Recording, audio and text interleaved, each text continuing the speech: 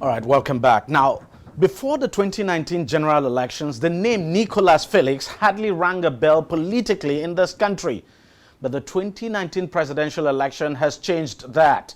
And of course, the reason is this. The politically unknown Nicholas Felix contested the 2019 presidency and against every prediction came third in that election, scoring over 100,000 votes. Now, it's a big deal when you consider the fact that he beat several well-known candidates to take third under the platform of the People's Coalition Party, PCP. Well, Felix, a Nigerian-born citizen who is based in New York, is back in the race for the 2023 presidency, and he is confident he's going to make a bigger impression this time. He now joins me on the program from the Nigerian capital, Abuja. Felix, thank you very much for joining us on the program. Let me start by asking you one question that people have talked about for a long time. And so I want to give you the opportunity to react to that. People have said the reason why you came third in that election is because the political platform under which you contested, that the name is close to the PDP and that quite a lot of voters mistakenly voted for you thinking they were voting for the PDP. How would you react to that? Thank you for having me, first of all. I appreciate this opportunity to come on your station. Now, this is something I've heard so much time, and the fact is that is not true. Because if that was the case, our other candidates for other offices would have had the same mistake. So, but one thing people don't know, we did a lot of work. We did a lot of underground work. For example, I've been all over the place. You know, I've been to Lagos, Benin. We've been campaigning underground. Sometimes it's not everything we put on social media. And I don't think 100,000 votes out of over 27 million votes is big enough. If I had gotten 5 million, 7 million, you can come and say, oh, you didn't do much work. But for 110,000 votes, we are over 27 million people voted. That's not a mistake.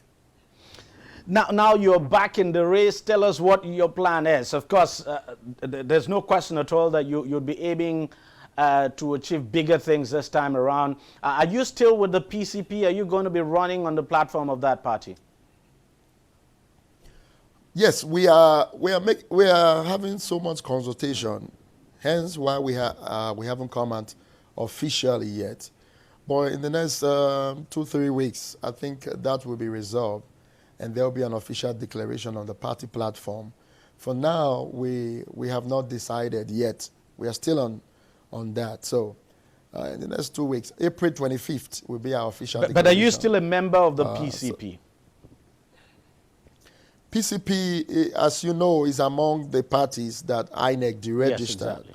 We're waiting for the final ruling from the Supreme Court. And that would determine a lot. For now, they are not among the parties that INEC, put on hold. So we really can't bank on that yet until we get a final ruling from the Supreme Court. Now tell me, are you really running just to make a statement, or because you actually want to govern this country? Of course, I want to govern this country. I got into the race out of insult. I'm not running to make a statement. I left my comfort zone. But by every means, I'm very comfortable where I am. You know, I have businesses, blessed family. Everything is working extremely good for me. I have no business coming back to Nigeria to do this.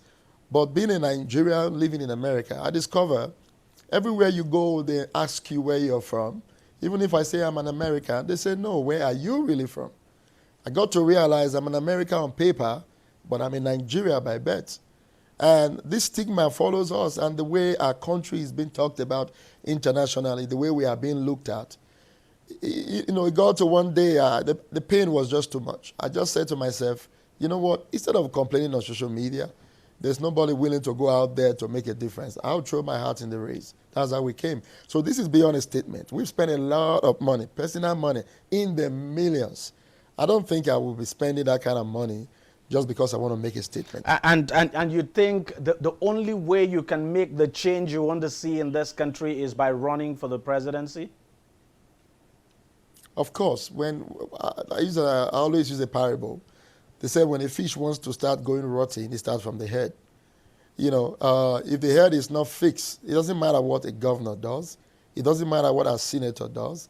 It doesn't matter what the local government chairman. You will not be fed. And as a matter of fact, if the head is corrupt and you are at the bottom, you try to say something, you know what's going to happen. The persecution, you'll be sniffed out of the system. So I believe if the head is fixed, just as now we see the Tudors changes coming, we're actually feeling the change. Everybody in the villages, in the city, in the town, we're feeling the change. So when a positive change comes from the head, the entire nation will feel it. So we can't change Nigeria if the head is not fixed. And now let's talk about the real business now, and the politics of it and all of that. And you talk about the structure and all of that. The general assumption in this country is that, look, any candidate who is not coming on the platform of the two major political parties, I'm talking about the ruling APC and the main opposition PDP, especially as far as the presidential election goes, that candidate is pretty much wasting their time. So what's your take on that? You see, that may be true to an extent. And I think because genuine persons and people who really mean well for this nation, that has been what they have been saying. That's why you don't see anyone coming out. There are people who have this nation, the good of this nation at heart. But because we have this mindset that I can't get a ticket from PDP, I'm not rich enough to get a ticket from the APC, these smaller parties do not have structure, we talk ourselves out of it. Nobody wants to make any attempt. Nobody wants to come out. So we've just given these guys the leverage, the opportunity, the platform to do whatever they want to do. I think we need to start making an attempt. That's why I'm out. Yes, our party did not have all the structure that it needed because it was a young party. The party was just a few months old. APC did not get to where they are today. PDP has been in power, only got for know how long. So if we keep focusing on, without these guys, we will not win. Without these guys, we will not go anywhere. There will be no attempt, and the country will be getting worse. Before you know it, another 8 years has passed. And before you know it, some of us are already we are 70 years old. Our children continue the same trend. If it's not APC, you can't win. If it's not PDP, we just got to get in the race. We just have to flood the race. Even in those bigger parties, we flood them and see how we can disrupt what is going on. And I'm wondering why you are not joining some of, one of either of the major political parties to actualize your ambition. A lot of consultation are going on. If the need arises for that to happen, why not? But you see, the last time it wasn't difficult to just come out because, there was so much to do. But with what we have learned from the last election and, some of the mistakes we made, some of the decisions we would have taken that we did not. So that's where we are taking our time. We are still, every single day, we are consulting, we are talking, holding meetings. And at the end, we want to make sure the decision we will take, it will be the right one where we have no regrets.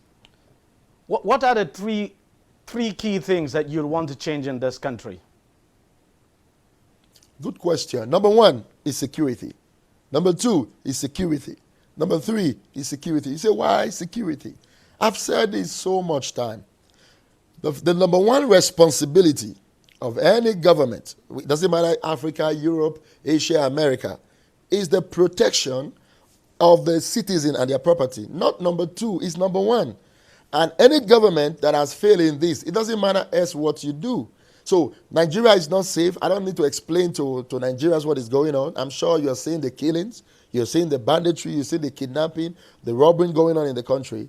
And from experience, if you look at every great nation today on earth, any nation with insecurity problem, they always face bad economic growth. For example, the war is going on in Ukraine. You can say Ukraine is not safe. All of a sudden, the economy has crashed. Even Russia, who is supposed to be the one fighting Ukraine, because insecurity is going on now, the economy has crashed. That's exactly what is playing on in our society. Until we fix insecurity, it doesn't matter the billions of dollars you pump into the economy. You will not see the effect of it. So first of all, we must make sure the country is safe. Secondly, the country is not safe. How do we attract investors? Every now and then, we hear these political gladiators, they come out, they'll tell us, if you elect me as president, I will create 3 million jobs every year. How do you do that? Every office in the federal level is occupied. The local office, state, they are all occupied. There is no nation where the government employ 50% of their citizens. It's not possible. You only have limited space. The only way economy grow in every nation is to empower the private sector. When the private sector thrive, the economy will blossom. The private sector are the ones that employ people. For example, Dangote is building a refinery. It has been stated they will employ over 30,000 people. That's just one refinery. Imagine we have so many factories where we produce things.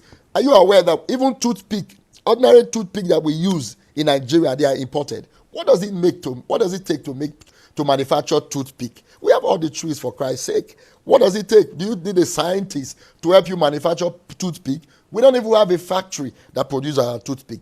Everything we do, we import. Even our crude oil that God has blessed us with, we also import it. We send the raw material, the raw crude, they refine and bring back to us. There's nothing we manufacture. So we need to empower the private sector so that they can be able to create jobs. And it is the responsibility of the government to do so. A few months ago, New York State brought an idea. They were inviting manufacturing companies. They said, come to New York State, open a manufacturing company. We'll give you 10 years tax-free. My God, companies love that. Imagine, they enjoy that. You give them land. The federal government, we have hectares of land. You give them this forest that nobody wants to get into. When everywhere is safe, you tell these manufacturers, we'll give you vast acres of land, 10 years free. Before you know it, industries are coming up, manufacturing companies. Nigeria will be gaining employment. Now, you understand, until this is done, we can fix the economy. In as much as I want to tell you about the GDP, I want to tell you we're going to create 10,000 jobs. We cannot create it until we fix the security. And now we can be attracting investors.